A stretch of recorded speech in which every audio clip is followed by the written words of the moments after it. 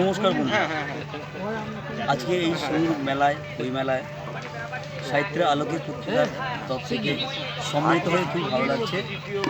একটি স্বরচিত কবিতা আমি পাঠ করে শোনাচ্ছি।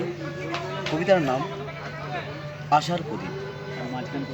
সকল সম্পর্কের মাঝে হাহাকার, চিন্তার কি করুণ বিচিত্র বিকার, সম্পূর্ণতার মাঝে অসম্পূর্ণতা তাড়া করে, ছুটে চলা শুধু ছুটে চলা দূর বহু দূর, ঠিকানা আজও অজানা, ঠিকানার সন্ধানে, বেনামি পথিক দিশেহারা অদৃশ্য আহ্বানে, ভালোবাসার খেলাঘর ভাঙাচোরা, কোথায় আবেগ কোথায় প্রেম অনুভূতিরা, দারুণ দশা অভিনেতার অভিনয়ে বোকা মেনে যেতে হয়, আসলকে হার মানায়, শত ব্যর্থতার মাঝে আশার প্রদীপ জ্বালিয়ে অন্ধকার ঠেলে এগিয়ে যেতে হয় বলিষ্ঠ প্রতিজ্ঞায়।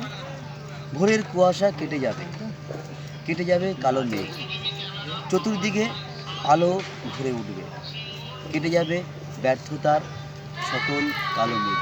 নমস্কার।